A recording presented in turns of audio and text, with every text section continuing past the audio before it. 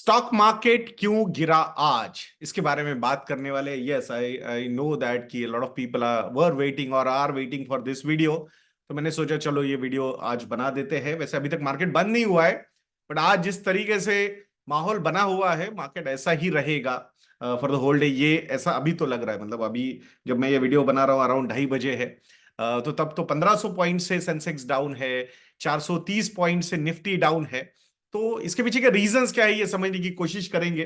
तो पहला सबसे बड़ा रीजन, एचडीएफसी बैंक का स्टॉक 7.5-8% से डाउन है। तो ये सबसे बड़ा रीजन है आज मार्केट गिरने का। एक इंडेक्स में अगर कोई कंपनी मतलब इन निफ्टी की अगर हम बात करते हैं, सेंसेक्स की बात करते हैं, 12 से 14% का अगर एलोकेशन है रिस्पेक्टिवली अलग अलग ये इंडाइसेस में इस पर्टिकुलर कंपनी का, तो ऑब्वियसली अगर ये कंपनी इतनी ज्यादा गिरेगी तो उसका इफेक्टिव इम्पैक्ट जो है वो इंडेक्स पे होगा ही होगा। विजाविज अगर हम ओवरऑल एलोकेशन देखते हैं बैंकिंग स्टॉक्स या फाइनेंशियल सर्विसेज स्टॉक्स का इन निफ्टी या सेंसेक्स, तो वो 27 to 30% का है। अलग ये दोनों इंडेक्सेस में अलग अलग है। तो ये इतना वेटेज अगर ऑब्वियसली ये पूरा इंडेक्स ही अगर डाउन होगा, बैंक निफ्टी की भी अगर हम बात करते हैं 3-4% अगर ये इंडेक्स गिरा है आज, तो ऑब्वियसली उसका इंपैक्ट जो है वो कैस्केडिंग इंपैक्ट निफ्टी पे भी होगा, सेंसेक्स पे भी होगा। And that is the major reason आज मार्केट इतना ज्यादा गिरा है। मतलब जब मैं ये वीडियो बना रहा हूं 430 पॉइंट से जब निफ्टी डाउन है, तो ऑलमोस्ट 240 पॉइंट का जो कंट्रीब्यूशन है इस निफ्टी के फॉल में वो एचडीएफसी बैंक का है। तो आप समझ सकते हो एक इंडेक्स हेवी वेट जब गिरता है तो ये रिएक्शंस ऑब्वियसली ये कैस्केडिंग इंपैक्ट्स इंडेक्स पे भी होते हुए हम देख रहे हैं। इस वीडियो में ये भी बताऊंगा अल्टीमेटली कि एज एन इन्वेस्टर आपने क्या करना चाहिए। 3 ऑप्शंस है हमारे पास। आई थिंक वो भी डिस्कस करना जरूरी है। तो वैसे मैं बोलता नहीं हूं, एंड तक देखिएगा, बट इफ यू फील कि कुछ वैल्यू है इन वीडियोस में तो stay tune till and.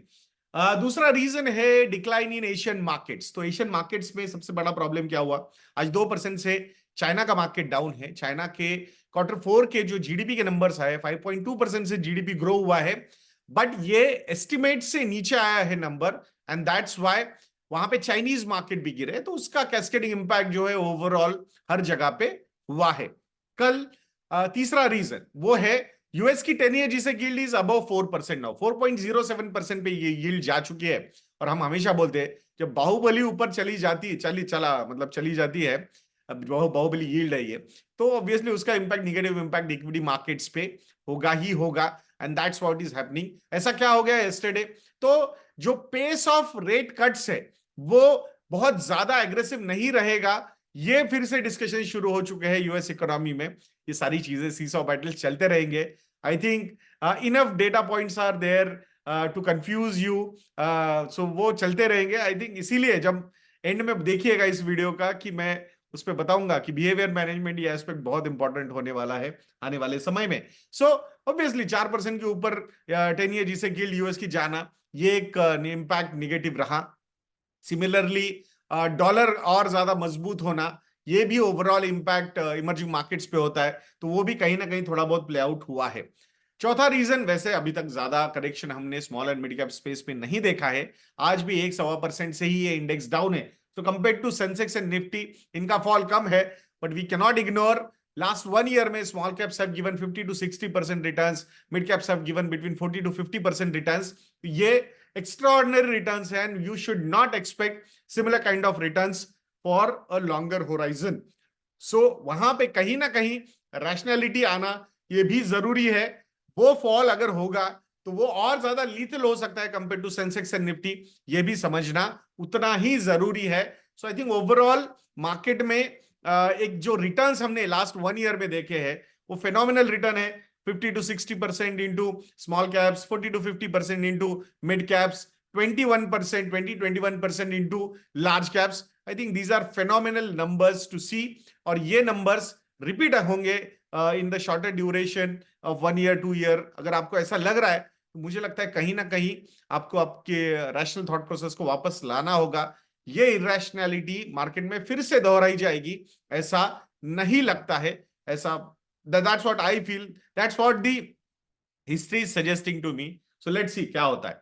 So अभी सबसे इंपॉर्टेंट बात क्या, what to do now, but ये क्या है, मतलब मार्केट फॉल में क्या करना चाहिए। तो मुझे ऐसा लगता है कि पोर्टफोलियोज बहुत बड़े हो चुके हैं, तो एसेट एलोकेशन रीबैलेंसिंग करने में कोई हर्ज नहीं है। अगर 40-50% तक इक्विटी के small cap mid cap categories ने रिटर्न्स दिए हैं, 20% से ज्यादा लार्ज कैप कैटेगरी ने रिटर्न्स दिए हैं, तो एक एसेट एलोकेशन रीबैलेंसिंग की स्ट्रेटेजी हम हमेशा बताते हैं कि अगर आपका जो भी डिजायर्ड रेट ऑफ रिटर्न, जो एक रैशनल रेट ऑफ रिटर्न होना चाहिए 12 से 15% के बीच में, वो अगर आपने अचीव कर लिया है इन लास्ट 12 मंथ्स टाइम या बिफोर दैट ऑल्सो, तो I think this is the time to change your asset allocation. So जो भी पुराना constant weight asset allocation strategy आपने डिसाइड की थी कि 50% का इक्विटी था, वो अब 60 हो गया, 65 हो गया, 70 हो गया है, तो again time to reallocate that money from equity to debt. वो ऊपर का जो सरप्लस है उसको डेट में एलोकेट कर दीजिए, ऑटोमेटिकली एसेट एलोकेशन रीबैलेंसिंग भी हो जाएगी। दिल बहलाने के लिए ये भी लगेगा कि चलो मैंने कुछ प्रॉफिट बुकिंग भी कर लिया है, तो there is nothing wrong in that. So वो अगर बड़ा पोर्टफोलियो हो गया है, वो volatility is making you more and more conscious, तो I think this is the better option to do.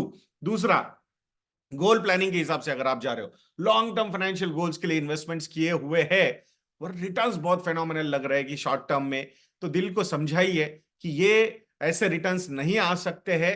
सो जो भी ये पाथ जो होगा, ये वोलेटिलिटी भरा हुआ पाथ होगा, तो उसमें बोलिए दिल को कि भाई नहीं, मुझे फर्क नहीं पड़ता, आज मुझे कोई मतलब 4-4, 5-5% के सीएजीआर भी 24-25% के दिख रहे हैं। I am ready to see the CAGR at 15 to 18%, but I do not want to disturb the thought process of allocating, accumulating money into these funds। अगर आप वैसे मैनेज कर सकते हो, what is the more important thing कि goal planning के हिसाब से गोल अचीव करना है। अगर गोल अचीव करने के लिए 12 से 15% के रिटर्न्स एक्सपेक्ट किए थे, उससे और ज्यादा रिटर्न्स आ गए और बाद में ओवर द लॉन्गर होराइजन वो रिटर्न्स अगर रैशनलाइज हो रहे, तो उसमें कुछ गलत नहीं है। बट इसके बीच में नहीं, मैं निकाल लेता हूं, मैं फिर इन्वेस्ट करूंगा, देखते हैं, टाइम करूंगा मार्केट को, इसके चक्कर में जो 10-20 साल की जो जर्नी है, जिसमें वो 100-200 दिन होंगे, बढ़िया दिन होते हैं, जो जिसमें आपका पार्टिसिपेशन बहुत जरूरी होता है, इसमें अगर आपने कहीं ना कहीं पार्टिसिपेशन मिस कर दिया, तो आपके सीएजीआर रिटर्न्स काफी ज्यादा इंपैक्ट होते हैं। Yes, again I am telling, 10-20 साल में 100-200 ही बहुत बढ़िया दिन आते हैं जो आपके रिटर्न्स को काफी अच्छा अल्फा क्रिएट करके देते हैं, एंड नोबडी नोज कि वो दिन कौन से होते हैं। So that's why being a participant on those days is very important। so यहाँ पे टाइम करने जाओगे और उसमें वो दिन मिस हो गए, so then it will be very difficult to again participate। so इसीलिए गोल प्लानिंग के हिसाब से जा रहे हो तो be ready for the volatility, do not act, just keep on accumulating as per your plan। that is the thought process। I think मुझे लगता है बहुत सारे लोगों ने, बिगिनर्स ने तो वही फॉलो करना चाहिए। I genuinely feel that। तीसरा जो है, 3 साल के बाद कोई गोल रियलाइजेशन है, भाई अमाउंट्स तो अचीव हो चुके हैं, तो फिर किसकी राह देख रहे हैं हम? नहीं नहीं, और ऊपर जाएगा तो निकाल लेते, भाई ऐसा बिल्कुल मत करो।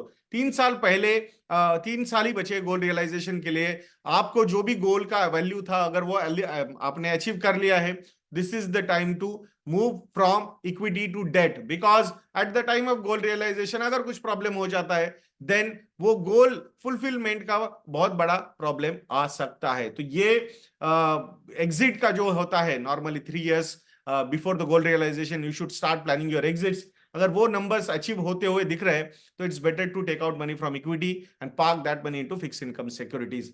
हाँ, इसी में आपको कुछ हेल्प चाहिए रिगार्डिंग कैसे पोर्टफोलियोज होने चाहिए, तो model portfolios are there on our website investsanjay.in। Please use promo code happy new year and get 60% discounts on our model portfolios. उसके साथ 3 ई लर्निंग कोर्सेज भी आपको फ्री मिल जाएंगे, financial planning, mutual funds and stock market related basics का। सो I think उसका भी access आपको free में मिल जाएगा। कॉम्बो ऑफर्स 3 साल के सब्सक्रिप्शन लोगे तो और भी ज्यादा डिस्काउंट्स मिल सकते हैं।